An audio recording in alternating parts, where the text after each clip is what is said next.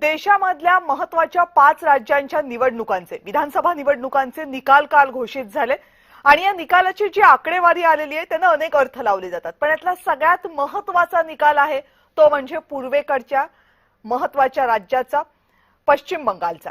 पश्चिम बंगालचा हा निकाल इतका महत्त्वाचा का आहे? कारण तो फक्त पश्चिम बंगालसाठीच महत्त्वाचा आहे का? मुळीच नाही. पश्चिम बंगाल हे असं एक राज्य आहे जे राज्य जिंकण्यासाठी भाजपा गेले अनेक वर्ष प्रयत्न करते. या देशातल्या 20 पेक्षा जास्त राज्यांवर आपली सत्ता मिळवल्यावर सुद्धा भाजपला पश्चिम बंगालमध्ये मोठं यश मिळवता आलं नव्हतं, पण आता मात्र पश्चिम बंगाल हे भाजपनं आपल्या ताब्यात घेतले. त्यामुळे भाजपासाठी गेल्या अनेक वर्षांपासून असलेलं स्वप्न पूर्ण झालेलं आहे पश्चिम बंगालच्या निमित्तानं. दुसरीकडे तृणमूल काँग्रेससाठी हा निकाल हा प्रचंड धक्कादायक आहे, कारण 15 वर्ष या राज्यामध्ये राज्य केल्यानंतर आपली सत्ता जाऊ शकते यावर तृणमूल काँग्रेसच्या प्रमुख नेत्या ममता बॅनर्जी यांचाच विश्वास नव्हता.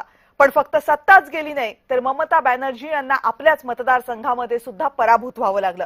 अर्थात ममता बॅनर्जी यांनी त्यांच्या स्वभावानुसार प्रतिक्रिया यावर दिलेलीच आहे, पण 15 वर्षांपूर्वी ममता बॅनर्जींनी डाव्यांकडून पश्चिम बंगालचा गड काढून घेताना डाव्यांनी ज्या चुका केल्या होत्या त्याच चुका आता आपला गड गमावताना ममता बॅनर्जी यांनी केल्यात का, हाही सवाल उपस्थित केला जातोय. याशिवाय पश्चिम बंगालमधली कायदा आणि सुव्यवस्थेची परिस्थिती, पश्चिम बंगालमध्ये विशेषतः महिलांसाठी तयार झालेली परिस्थिती, उद्योगधंद्यांसाठी पुरेशी चांगली नसलेली परिस्थिती, बेरोजगारीचं वाढतं प्रमाण आणि पश्चिम बंगालमध्ये ज्या मुस्लिम मतदारांवर ममता बॅनर्जी कायम आपली ढाल म्हणून पाहत होत्या, कायम आपल्या हक्काची वोट बँक म्हणून पाहत होत्या, त्याच मतांमध्ये पडलेले फूट, हे सर्व पश्चिम बंगालमधल्या ममता बॅनर्जी यांच्या पराभवाला कारणीभूत ठरलं का, याची चर्चा सुरू झाली. या सगळ्या मुद्द्यांवर आज बोलायचं आहे, पण पश्चिम बंगालच्या निकालाच्या एका रिपोर्टवर नजर टाकूयात आणि त्यानंतर या सगळ्या प्रश्नांबद्दल चर्चाही करूयात.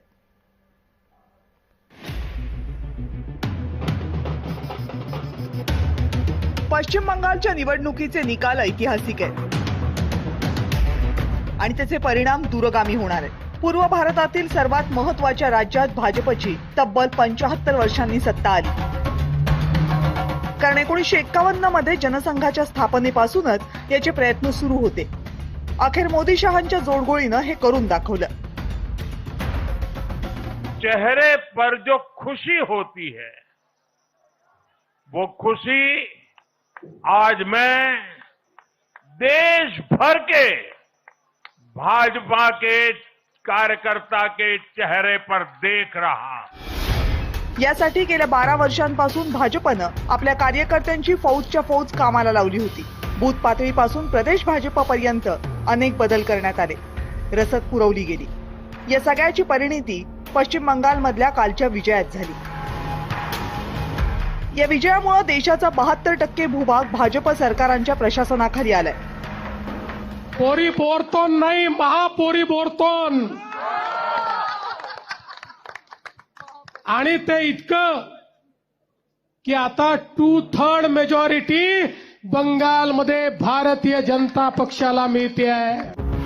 आणि म्हणूनच कालच्या विजयाचे परिणामही दूरगामी होणार आहेत. सर्वात महत्त्वाचं म्हणजे पश्चिम बंगालमधील बेकायदा बांगलादेशी घुसखोरांचा मुद्दा कायमचा संपवण्यात भाजप यशस्वी होतो का हे पाहावं लागेल. बंगालमध्ये गरिबी आणि बेरोजगारीची समस्या मोठी आहे. सर्वात महत्त्वाचं म्हणजे बंगालमधली हिंसक राजकीय संस्कृती बदलण्यात भाजपा कितपत यशस्वी होतो तेही पाहायचंय. दुसरीकडे ममता बॅनर्जी पुढे काय करणार याकडेही देशाचं लक्ष आहे. त्या केवळ पश्चिम बंगालमध्ये आपला पक्ष नव्यानं मजबूत करतात की राष्ट्रीय राजकारणातही सक्रिय होतात याचीही अनेकांना उत्सुकता आहे. एकूणच देशाच्या राजकारणाला कलाटणी देण्याची क्षमता असणारा बंगालचा निकाल आहे.